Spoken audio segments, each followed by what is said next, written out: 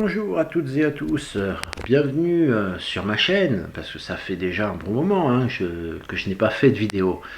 Alors, vous voyez pourquoi? Parce que je pense que j'avais déjà tout dit. Ça fait maintenant plus de 3 ans sur ma chaîne, dans toutes mes vidéos, que je suis en train d'expliquer ce qu'il faut que vous fassiez. Bon, quand je dis vous, je m'inclus aussi à moi aussi, parce que moi aussi, étant donné que je suis en France, même si ce n'est pas tous les jours, que c'est temporaire, parce que bon, moi, après, je ne suis pas en France 365 jours par an, mais lorsque j'y suis, je subis comme vous. Donc, je voulais faire un petit peu le point avec vous, savoir aujourd'hui, que comptez-vous faire? Parce que je vous entends rouspéter dans la rue en disant « Ouais, Macron, démission !» avec vos pancartes dans le cul. Est-ce que ça change quelque chose? Non, je ne pense pas. À part, évidemment, quand on voit les forces de l'ordre qui viennent et qui vous tapent dessus, ou qui vous envoient du gaz lacrymo, des balles de LBD, et ce que je sais. Mais après, ça ne change pas grand-chose. Hein? Donc, aujourd'hui, ce serait bien peut-être que l'on pense à faire des choses intelligentes, pacifiques.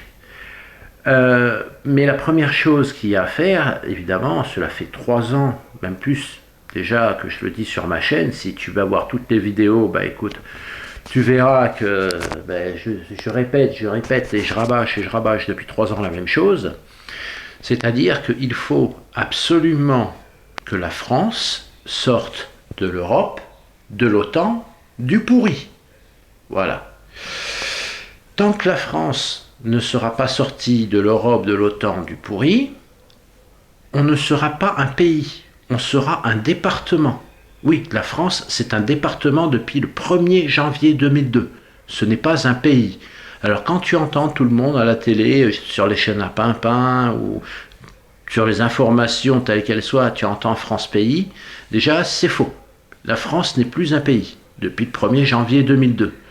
Pourquoi? Parce que pour être un pays, je te donne un exemple, le Japon, l'Australie et le Canada. Je vais te donner 3 pays au hasard.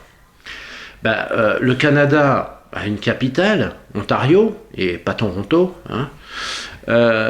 L'Australie a une capitale, c'est Canberra, pas Sydney. Et puis le Japon a la capitale Tokyo. Bon, donc ils ont une capitale. Et puis ils ont des frontières aussi. Le Japon, si tu vois, ils sont tout seuls au milieu de la mer, ils ont des frontières. L'Australie, ils sont tout seuls au milieu de la mer, ils ont des frontières. Le Canada, il a une frontière avec les États-Unis. Et puis, ils ont également une monnaie nationale. Le Canada a le dollar, l'Australie a le dollar, le Japon a le yen. En France, on n'a pas de capitale. Ou alors tu me diras qui la dirige et où est-ce qu'elle est. Tu me diras également où sont les frontières. Et puis tu me parleras aussi, tu me diras également où est la monnaie nationale. Parce qu'en France, on n'a pas de monnaie nationale.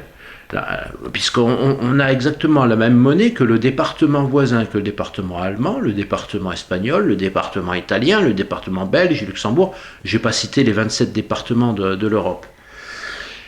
Mais on n'a pas de monnaie nationale. Et la capitale, on n'en a pas non plus. Ah si, on va me dire, ouais, tu vas me dire quoi? Tu vas me dire, ah, c'est Paris. Ouais, c'est Paris. C'est Paris sur les papiers. Ouais, c'est là où il y a Pimpin Ier, on va dire le chef départemental. Ouais. Mais actuellement, c'est Van der Leyen qui décide pour la France. C'est pas Paris. Et moi, j'aimerais bien que ce soit Paris qui décide pour la France. Et pas Van der Leyen, ni Bruxelles, ni en Allemagne. Je me rappelle plus tellement que ça me marque, tu vois. Je sais même pas te dire le nom de la ville. C'est Francfort, je crois. Où il y a la BCE, tellement que ça me marque, tu vois, et tellement que ça m'intéresse, le pourri. Bref. Donc au bout d'un moment, il faudrait se remettre en question et savoir ce qu'on veut. Moi je regarde en ce moment les agriculteurs. Les agriculteurs, ils rouspètent. Ouais, les normes européennes, le Mercosur, machin. Mais ils ont raison. Et ils ont raison. Moi je les soutiens à 100%. Mais à la base, la grosse bourde qu'ils ont faite, et pas que eux, il n'y a pas que les agriculteurs, c'est tout le monde qui a fait cette bourde, tous les Français qui ont fait cette bourde. Vous continuez à voter pour Europe, OTAN, pourri. Donc, qu'est-ce qu'on fait? On vous donne Europe, OTAN, pourri. Donc, au bout d'un moment, la première chose à faire, quand on se remet en question, c'est reprendre le problème par la base. Parce que lorsque tu es chez toi et que tu as un nid de guêpe, tu vas dans un arbre et tu as un nid de guêpe, qu'est-ce que tu vas faire? Tu vas tuer une guêpe ou tu vas tuer le nid? Je pense que si tu es assez intelligent, tu vas vouloir tuer le nid. Bon. Donc, pour l'Europe, l'OTAN, le pourri, c'est la même chose. Si tu veux te débarrasser de l'Europe, de l'OTAN et du pourri, il faut tout simplement faire valoir le Frexit. Le Frexit, sorti de l'Europe, de l'OTAN, du pourri, immédiatement. Donc, sans négociation possible, on sort de l'Europe, de l'OTAN, du pourri immédiatement.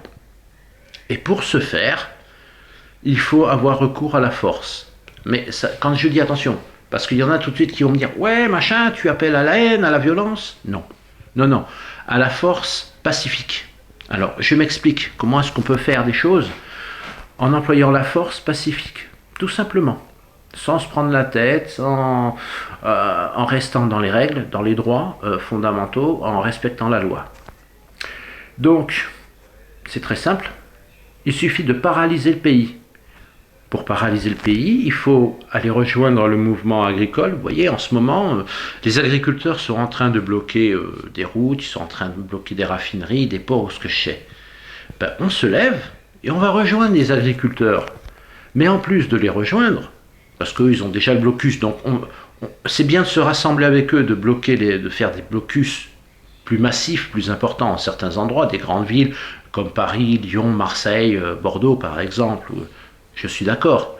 Mais après, dans des villes un peu plus petites, parlant superficie, comme, je ne sais pas, Angoulême, La Rochelle, je sais pas, Niort, Metz, je sais pas, Grenoble par exemple, bon, je ne vais pas citer toutes les villes de France, mais ce qu'il faut faire en plus de faire des blocages, des blocus routiers, il faut également bloquer les supermarchés, les banques, en restant pacifique, les services de la poste, le centre des impôts, la mairie, il faut tout bloquer. Le but en fait, c'est de paralyser le pays, qu'il n'y ait plus rien à boire, plus rien à manger, jusqu'à ce que Pimpin Ier dégage. Une fois qu'il a dégagé, on refait des élections officielles avec des personnes qui sont intéressées pour sortir de l'Europe, de l'OTAN et du pourri. Alors, à l'heure actuelle, j'en connais deux. On va dire deux et demi parce que le troisième ne se présente pas. Le premier, ce serait François Asselineau, UPR. Le second, c'est Florian Philippot, les Républicains. Le troisième, c'est Philippe de Villiers. Bon, Philippe de Villiers ne se présentera pas aux élections présidentielles. Du moins, à l'heure actuelle, je n'ai pas eu vent ni écho de comme quoi il voulait se présenter. UPR, François Asselineau, il a sa chaîne sur YouTube. Vous allez le taper, vous tapez UPR sur YouTube, vous allez trouver. Florian Philippot a également sa chaîne sur YouTube, Les Patriotes. Vous tapez Les Patriotes sur YouTube, vous allez le trouver.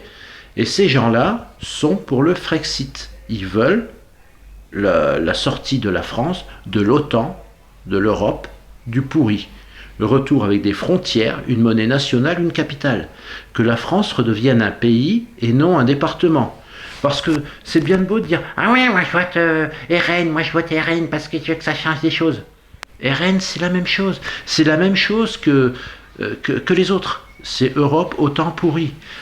Il y a Le Pen, Zemmour, Mélenchon, Macron, Ciotti et toute la clique des pimpins, des tocards et des débiles mentaux. C'est exactement la même chose. C'est Europe, OTAN, pourri. C'est exactement la même chose. D'ailleurs, quand on me dit aux dernières élections « Ouais, moi j'ai pas voté Macron », mais que tu votes Macron, que tu votes Le Pen, c'est la même chose. C'est Europe, OTAN, pourri. C'est la même chose. C'est le même programme. Donc si tu veux changer les choses et si tu veux changer de programme, il faut voter François Asselineau, Florian Philippot. Prochaines élections présidentielles, François Asselineau, Florian Philippot. Frexit, on sort de l'Europe, de l'OTAN, du pourri. On récupère notre souveraineté.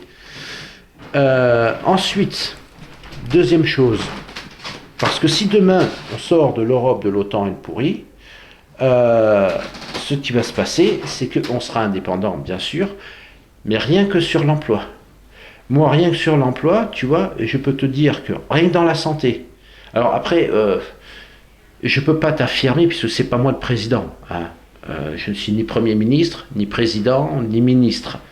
Mais si demain, je sais que on revient France, franc, avec des frontières, un pays, si c'est moi le président demain, eh bien, rien que dans la santé, je fais 50% d'emplois en 6 mois. Oui, 50% d'emplois en 6 mois. Là, tu vas me dire, attends, 50%, attends, tu vois pas un peu grand là, tu délires pas un peu? Bah écoute, je vais te répondre. Au lieu d'envoyer des milliards à l'Ukraine et d'envoyer de l'argent tous les mois à la CAF qui envoie de l'argent à ceux qui ne le méritent pas, on garde cet argent, on ne donne qu'aux Français, on arrête d'envoyer des milliards à l'Ukraine, et on garde cet argent. Avec cet argent, on en fait quoi? On finance des universités qui vont financer des formations pour former des jeunes à être infirmiers, médecins, dentistes, ostéopathes, tout corps de métier de la santé que tu veux. Cela va servir également à financer la rouverture des usines pour fabriquer du matériel, des fauteuils roulants, des scanners, et puis du matériel opérationnel, donc c'est-à-dire des ciseaux chirurgicaux par exemple, des gants en latex, des masques. On fera du Made in France. On n'a plus besoin on n'aura plus besoin d'aller chercher du matériel à Taïwan, puisqu'on pourra produire français. Les fruits et les légumes. En France, nous avons des agriculteurs qui sont capables de nous fournir en fruits et légumes. Moi, je n'ai pas besoin d'aller chercher la banane qui arrive piquée à la mouche tsetse, pourrie, piquée à l'eau de Javel d'Afrique. Moi, si je veux de la banane, je vais en Guadeloupe, en Martinique. Tu vois, c'est français, c'est de qualité. Et au moins, on fait marcher un producteur français et on mange un produit français. Alors évidemment, après le café, c'est pas quelque chose que tu pourras faire en France. Donc le café, tu seras obligé d'aller chercher en Colombie, par exemple. Parce que ça, on ne peut pas l'avoir. Tu as des produits exotiques que tu ne peux pas tout avoir. Même, je crois qu'en Martinique, s'il y a des gens qui sont des Antilles me confirmeront, mais je crois que par exemple en Martinique ou en Guadeloupe ou n'importe quelle île des Dom-Tom, la mangue, la goyave, tout ça, c'est difficile à trouver. Il y en a très peu. Donc ça, effectivement, on sera obligé de la faire importer. Mais après, tout ce qui est clémentine, pommes, fraises, framboises, la merde d'Espagne, on n'en veut plus. La merde du Maroc, on n'en veut plus. Les tomates pourries du Maroc, on n'en veut plus. France, France, France. On mange, on boit, on chie et on pisse français. Voilà. Voilà le but qu'il faudrait faire. C'est le but ultimatum, l'ultimatum. Donc sortie de l'Europe, de l'OTAN, du pourri. On fait 50% d'emplois en France, rien que dans la santé, en 6 mois, parce que les usines, forcément, si tu les ouvres, tu fais de l'emploi, puisque tu vas créer du matériel. Les gens vont aller dans les usines et ils vont travailler. Donc, tu fais de la richesse, tu fais de la production, tu fais de la richesse, et en plus tu fais des économies, parce que les fauteuils roulants, tu n'as plus besoin d'aller les chercher à Taïwan. Tu les as en France. Donc voilà, les légumes, les fruits, tu n'as plus besoin d'aller les chercher en Espagne, les trucs pourris, ou en Afrique. Tu les as en France. Donc tu gagnes en frais de transport, puisque si tu vas moins loin, forcément, tu as moins de frais de coûts de transport, de port, comme on dit, les frais de port, voilà, merci pour me remettre le terme exact. Donc les frais de port. Ensuite, écoute, les taxes, bah, il suffit de baisser les taxes. Peut-être que si demain on est la France, le franc, qu'on est indépendant, peut-être qu'on peut être indépendant et refaire nos propres taxes, nos propres lois, comme en Suisse. En Suisse, c'est la même chose. Ils sont indépendants, ils ne font pas partie de l'Europe, de l'OTAN, du pourri. Ils ont leurs propres lois, ils gèrent leurs propres intérêts, et c'est tout à leur honneur. Eh bien, la France, demain, il faut que ce soit comme la Suisse. Il faut qu'on soit tout à notre honneur. Donc, la seule chose à faire, en attendant les prochaines élections présidentielles, s'il y en a, parce que Pimpin Ier, à l'heure actuelle, il est en train de te faire une espèce de magouille qui est plus grosse que lui, pour essayer de faire du va-t-en-guerre à 3 mois des élections présidentielles pour rester au pouvoir, et parce qu'en temps de guerre, ben oui, il n'y a pas d'élection présidentielle, donc il va essayer de tout faire, parce que c'est son plan, hein, faut pas se leurrer, son plan c'est de faire la guerre à 3-4 mois en 2027 avant les élections présidentielles, de façon à ce qu'il reste au pouvoir, il n'est pas con, hein. Mais bon, maintenant, si tu ne veux pas que ça arrive, bah, tu appelles ton pote, ta famille, ton voisin, tu le rassembles, tu lui dis viens, on va bloquer les supermarchés, on va bloquer les banques, on va appeler plein de monde, et puis on va les paralyser le pays. Plus rien à boire, plus rien à manger, jusqu'à ce que Pimpin Ier, embauché par Rothschild, dégage. Allez hop, un petit coup de serpillière là, tu vois. Voilà, ça ferait du bien. Voilà. Bon, écoutez, je pense que c'est tout ce que j'avais à vous dire. Hein. Si, je vais quand même être sympathique, parce que j'ai oublié l'essentiel, évidemment. C'est de vous souhaiter à toutes et à tous une excellente année, meilleurs vœux. Je vous souhaite plein de bonnes choses, évidemment, à vous, à vos proches. Prenez soin de vous. Et puis, je souhaite surtout que cette année arrive à de bonnes choses, à des projets concrets, et que chacun puisse vivre, puisse manger à sa faim, puisse se soigner en fonction de ses besoins, et puisse sourire, être heureux, tout simplement.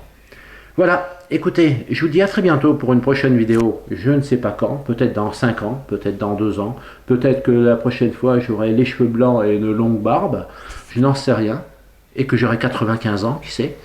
Mais quoi qu'il en soit, je vous souhaite plein de bonnes choses, et je vous dis donc à très bientôt pour une prochaine vidéo. C'était Maléfique. Ciao, ciao.